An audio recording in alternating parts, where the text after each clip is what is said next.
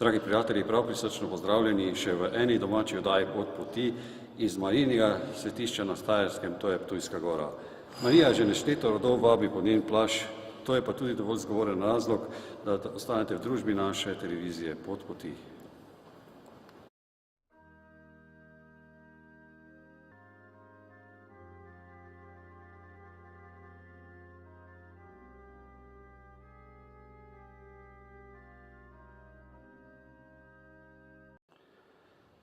Lepo pozdravljam današnjega gosta, to je pater Janez, ki je predstojnik na Ptujski gori.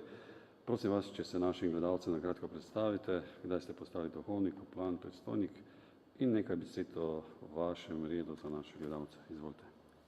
Prisrčno pozdravljam vse gledalke in gledalce, želim mir in dobro. Sem pater Janez Šampelj, gvardijan in rektor svetišča na Ptujski gori.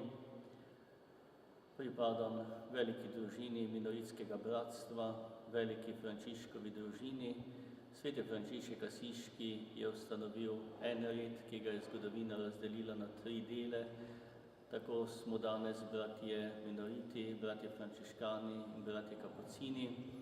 Tukaj okrog Ptuja na Štajerskem smo minoriti morda nekoliko bolj znani, saj je tukaj na Ptuju naš minoritski samostan, ki sega skoraj v Frančiškove čase. Prav tako imamo drugi najstarejši samostan iz leta 1301 v Piranu. Sam sem deloval že v različnih samostanih naše province, najdalje v Piranu 10 let, zdaj pa sem že nekaj let pater tukaj na Ptujski gori. Na svoj milostni plašč, hkrati pa kraljevala v tako veličastnem svetišču, da ga mnogi upravičeno imenujejo visoka pesem gotike.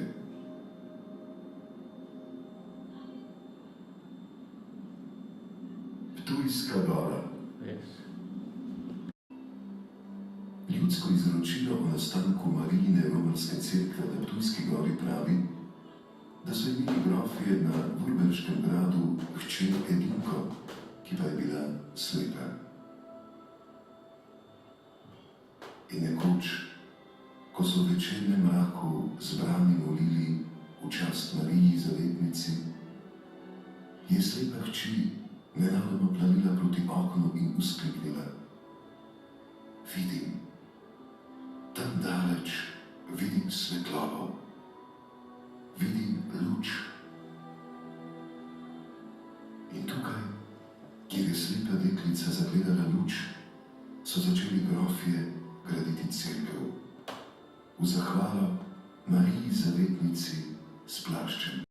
Tole lepo Marijino svetišče oziroma tale Marijinke kip pod plašček, ki že neštete rodove vabi Romarje, da izpovedo bolečino, se priporočajo molitev in tako naprej, bi vas prosil, da tudi na kratko ga našim gledalcem predstavite.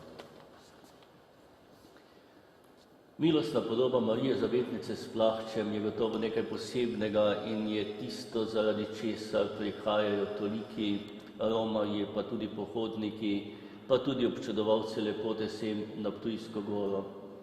Relief Marije Zavetnice s plaščem je narejen iz enega samega kosa kamna in ga je upodobila umetniška roka tako, da je pod Marijinim plaščem 82 oseb. Strokovnjaki si tukaj še niso edini. Eni razlagajo, da so to resnični portreti ljudi tedanjega časa, drugi zopet se nagibajo k mnenju, da so to predstavniki različnih slojev ljudi, od bogatih do revnih, od cerkvenih dostojanstvenikov do svetnih oblastnikov. Vendar vse to ni tako pomembno. Pomembno je to, da tudi vsi mi najdemo prostor pod Marijinim plaščem. Opazil sem tudi eno obletnico, to se pravi 6. obletnico boste praznovali 2010. Ne? Ja, torej 6. letnico Božje potnega kraja oziroma cerkve na Ptujski gori in na to 6. letnico se seveda že pripravljamo na različnih nivojih. Nahajamo se pred čudovitimi gotskimi freskami, ki se nahajajo pod korom v cerkvi Marije Zavetnice Splašče na Ptujski gori. Na srednjem mestu na freskah pripada Mariji, ki jo vidimo, kako v rokah drži mrtvega sina, potem pod križem, potem jo vidimo še v binkoštni dvorani. Drugače pa freske predstavljajo tudi dogodke iz Jezusovega življenja in pa portrete 4 zahodnih cerkvenih očetov. Tisto, kar je za nas, brate Menonite, pomembno, pa je upodobitev svetega Frančiška, ki ga vidimo na zadnji steni. To jemljemo kot eno proroško napoved, ki je bila napovedana že v samem začetku, torej leta 1420, ko so bile freske naslikane, da bodo enkrat tukaj delovali tudi Frančiškovi sinovi, bratje Menoniti. Tisto, kar je zanimivo na teh freskah, je tudi to, da je na freski upodobljen prvi kaplan tukaj na Ptujski gori, gospod Nikolaj. To je tudi prvi pisni vir, ki govori, da je tukaj bil prvi kaplan gospod Nikolaj in je umrl leta 1424 in je to prvi pisni vir, ki govori o Ptujski gori. Na srednjem slopnem stebru v cerkvi Marije Zavetnice s Plaščem vidimo kip svetega Jakoba, ki je zavetnik romarjev in popotnikov, prav gotovo eno najlepših del, kar jih premore gotika na Slovenskem, seveda poleg Marije Zavetnice s Plaščem, saj ne mine nobene resne razstave gotike v Sloveniji, da ne bi bil sveti Jakob iz Ptujske gore tam prisoten. V cerkvi Marije Zavetnice je 6 stranskih oltarjev, 2 sta iz prvotnega časa, vidimo oltar svetega Sigismunda in pa oltar Roženvenske Matere Božje. Oba oltarja sta trapezaste oblike in gotovo nekaj posebnega tudi zato, ker vidimo poškodbe, ki izvirajo še iz turških časov. Turki so bili na gori in so se nad kipi znesli tako, da so jim sekali ude. Te posledice so še danes vidne. Vidimo lepo baročno prižnico, izjemno filigransko izdelano delo, ki ga na vrhu krasijo 3 podobe, in sicer podoba upanja z sidrom, vere s križem in pa ljubezni z srcem.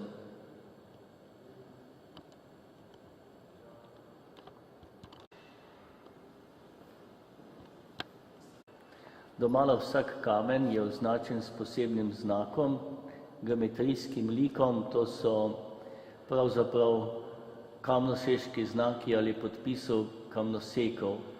Kamnoseki so ta svoj znak vklesali v kamen in s tem jamčili kvaliteto dela in zato dobili tudi ustrezno plačilo. V cerkvi najdemo približno 40 različnih znakov, pomeni, da je približno 40 mojstrov ali 40 delavnic tukaj na Ptujski gori klesalo.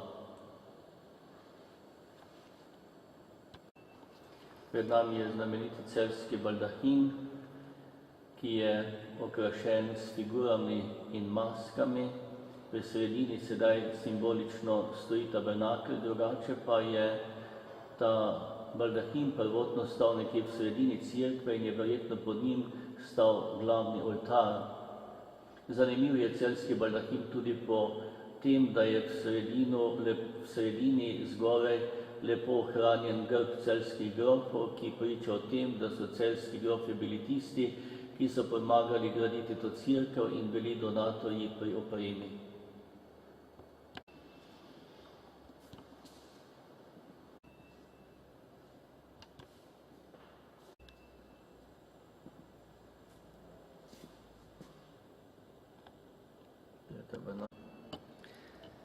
Cerkvi Marije Zavetnice s Plaščem na Ptujski gori so različna umetniška obdobja vtisnila svoj pečat, od gotike do moderne umetnosti, tako vidimo moderne vitraže iz leta 1980, ki jih je naredila umetnica Ida Brišnik-Kremec iz Maribora in so ti vitraži oglašeni na Frančiškovo sončno pesem, ko sveti Frančišek poje Hvaljen moj Gospod v sestri vodi, pa v bratu ognju, potem v bratu vetru, soncu in tako po vrsti. Da ne bo samo eno isto. V cerkvi Marije Zavetnice s Plaščem je našel svoje mesto tudi portret svetega Maksimiljana Kolbeja, in sicer iz več razlogov. Prvi je ta, da je bil sveti Maksimilijan Kolbe naš brat, torej manjši brat minorit, in potem bil je velik Marijin častilec. Iz njegovega življenja je znano, da je v polnosti izpolnil tisto, kar je zapisano v Božji besedi v Svetem pismu, največja pa je ljubezen. Namreč v koncentracijskem taborišču Auschwitz, kjer je bil zaprt, je vladal zakon. Če je eden od jetnikov pobegnil, potem so vse druge jetnike iz dotičnega bloka postavili v vrsto in šteli. In vsak 10. je zakazen moral iti v bunker smrti, v bunker lakote. In primerilo se je, da je pobegnil jetnik, in ker ga niso našli, so potem vse ostale jetnike postavili vrsto in šteli, in številka 10 je prišla na nekega družinskega očeta Frančišeka Garbičeka, ki je takrat, ko je slišal, da je 10. vzdihnil: uboga moja žena in otroci, nikoli vas več ne bom videl. Ko je to slišal sveti Maksimilijan, ki ni bil 10., je sam prostovoljno stopil iz vrste in šel v smrt na mesto družinskega očeta. In tako je seveda izpolnil to največjo zapoved ljubezni. Frančišek Garbiček, ki je pred nekaj leti umrl v Rimu, sveti Maksimilijan Kolbe pa je postal svetnik in tudi vse nas vabi, da kdaj pa kdaj stopimo iz vrste za bližnjega, za prijatelja, za trpečega, za tistega, ki potrebuje našo pomoč. V cerkvi Marije Zavetnice s Plaščem je iz modernega, da tako rečem, časa tudi križov pot, delo akademskega kiparja Viktorja Gojkoviča. Vseh 12 postaj je narejenih iz mehkega peščenca in prikazujejo dogodke, ki so se zgodili na križevem potu.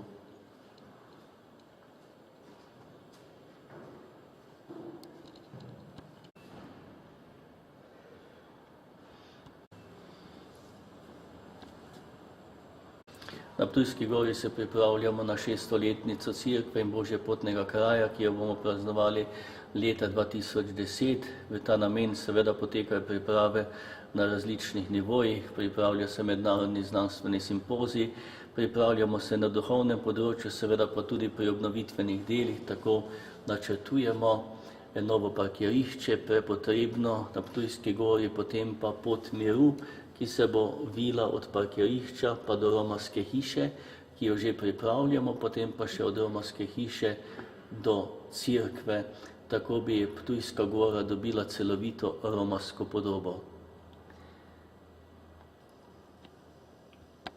Spoštovane gledalke, cenjeni gledalci, tukaj vidite tudi transakcijski račun za obnovo Ptujskega gorskega svetišča. Sredstva za obnovo lahko nakažete na številko 124 101 946 71 32 pri Raiffeisen banki, verjetno v Mariboru. Dobrota, poplačana, dobri ljudje, poklone za pomoč.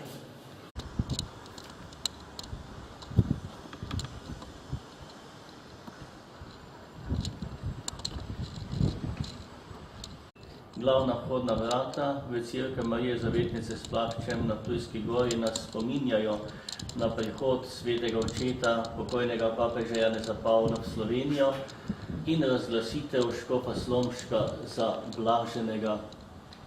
Nad glavnimi vhodnimi vrati pa je simbolično postavljen plitvi relief Marije Zavetnice, ki je prvotno kraljevala tukaj nad vrati, v dobi baroka pa so milostno podobo prenesli v glavni oltar, tako je ostala tukaj zunaj simbolično podoba Marije Zavetnice s plaščem. Ali pa tudi ne, vsej bo dovolj.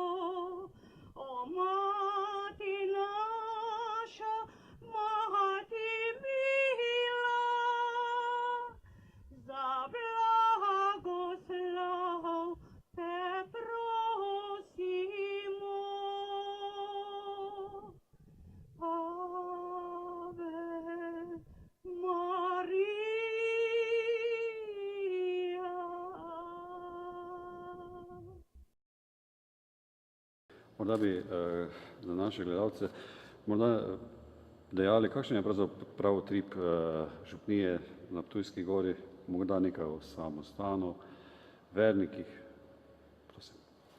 Ja, torej, utrip župnijskega življenja na Ptujski gori je kar pester, čeprav je treba povedati, da je župnija na Ptujski gori zelo majhna, ne šteje niti 1000 duš, tako da spada med manjše haloške župnije in seveda življenje župnije je tudi nekoliko v senci velikih dogajanj, ki se dogajajo okrog romarskega kraja, prihaja veliko romarjev iz domovine, pa seveda tudi iz tujine, iz cele Evrope, tako da je včasih župnijsko življenje nekoliko v senci tega velikega romarskega dogajanja, seveda pa se bratje, ki tukaj živimo, trudimo in prizadevamo, da župnijsko življenje zaradi tega ne bi trpelo, ampak da bi s tem bilo obogateno. Morda bi še dodali, da zraven moškega samostana je tudi ženski samostan, a ne? Ja, tukaj živimo bratje Minorite v samostanu, torej od leta 1937, ko nam je mariborska škofija zaupala ta Božje potni kraj, tako prav letos praznujemo 70 let od prihoda bratov Minoritov na Ptujsko goro. Lani pa so na Ptujsko goro prišle tudi manjše sestre Marije Brezmadežne, ki pomagajo v pastoralnem delu, skrbijo za svetišče in seveda romarski kraj podpirajo svojo molitvijo.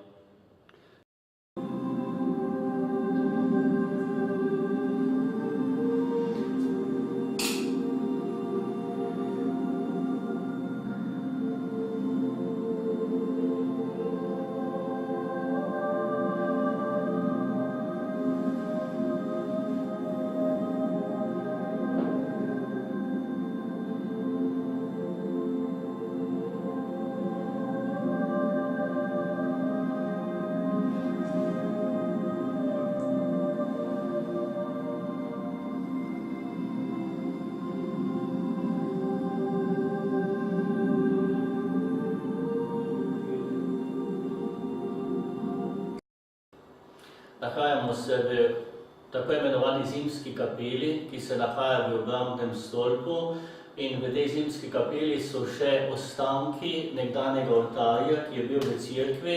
Tukaj vidimo relief poklona 3 kraljev in v tej dvorani tudi sprejemamo tiste, ki na Ptujsko goro pridejo. Tukaj pokažemo multivizijski program, ki govori o zgodovini, o umetnosti, pa tudi o duhovnosti tega Božje potnega kraja. Seveda pa v okviru 600-letnice pripravljamo tudi druge projekte, duhovne, pripravljamo novo parkirišče na Ptujski gori, potem pot miru, ki se bo vila vse do romarske hiše, kjer bomo v prihodnosti sprejemali romarje in vse občudovalce lepote in jim tam tudi posredovali multivizijski program, ki govori torej o božjepotnem kraju. Bratje minoriti, ki delujemo na Ptujski gori, tudi radi ponudimo obiskovalcem kakšen dober spominek, tako imamo na razpolago več knjig, ki govorijo o Ptujski gori. Nekatere so napisali eminentni umetnostni zgodovinarji, kako dr. Marjan Zadnikar. V zadnjem času imamo tudi nekaj tako imenovanih promocijskih knjig, ki govorijo o Ptujski gori, o preteklosti, sedanjosti, pa tudi o prihodnosti. Tako imamo tukaj eno knjižico Marija Zavetnica s plaščem na Ptujski gori in še eno, ki je nastala prav pred kratkim, ko smo praznovali 70-letnico prihoda bratov minoritov na Ptujsko goro. Prav tako obstaja knjižica o Plečnikovih načrtih na Ptujski gori, pa potem tudi o tistih težkih časih, ko je bila Ptujska gora za 6 let zaprta, namreč komunistična oblast je Ptujsko goro zaprla v letih 51 do 57 in ta knjižica govori tudi o novi luči, ki je zasijala leta 57, ko je Ptujska gora zopet bila odprta kot romarski kraj. Jaz se vam zahvaljujem za te besede. Rad bi podaril, da nekaj o tem Marijinem redu teh sester lahko najdete tudi v oddaji Pot poti v Sveti gori. Sedaj bi vas še pa za konec, pater Janez, prosil, da morda za naše gledalce poveste kakšno misel, morda povabilo v to lepo Marijino svetišče. Vsekakor vsi, ki gledate to oddajo, prisrčno povabljeni na Ptujsko goro. Tukaj na Ptujski gori v glavnem oltarju kraljuje milostna podoba Marije Zavetnice s plaščem, ki pod svoj sveti plašč sprejema vse ljudi. In njen sin v naročju nas nekako vse vabi in nagovarja: pridite k meni vsi, kateri se trudite in ste obteženi, in jaz vas bom poživil. Tako ste zares vsi povabljeni na Ptujsko goro, kjer boste pod Marijinim plaščem zagotovo našli tudi svoj mir in svojo tolažbo. Ob različnih prilikah prihajajo ljudje na Ptujsko goro, največ seveda v prazniku Velike maše, pa ob drugih velikih Marijinih praznikih, vendar je Ptujska gora vedno odprta, svetišče je odprto od jutra do večera. Verniki, pa tudi občudovalci lepote prihajajo na Ptujsko goro, pa pridite tudi vi, prisrčno povabljeni. Pater Janez, jaz se vam v svojem imenu, v imenu naše televizije in naših cenjenih gledalcev zahvaljujem za te lepe misli, besede in vem, da je beseda hvala premalo in naj vam bo Bog bogat plačnik v večnosti. Hvala za sodelovanje in vse dobro vam želim. Hvala tudi vam. Spoštovane gledalke, cenjeni gledalci, zahvaljujem se za pozornost. Spoznali smo to lepo Božje potno svetišče na Ptujski gori pod Marijinim plaščem. Bog daj, da tudi sami priromamo k njej. Pišite nam še naprej na elektronski naslov pot@planet.si. Obiščete nas strežniku RKC. Mir in vse dobro iz Marijinega svetišča na Ptujski gori. Nasvidenje in z Bogom, moji prijatelji, oddaje Pot poti. Z Bogom.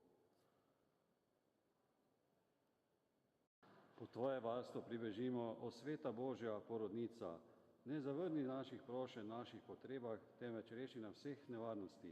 Oče sitljiva in blagoslovljena devica, naša gospa, naša srednica, naša besednica. Svojim sinom nas pravi, svojemu sinu nas priporoči, svojemu sinu nas izroči. Mir in vse dobro vsem gledalcem oddaje Pot poti, nasvidenje in z Bogom, s to lepo mislijo.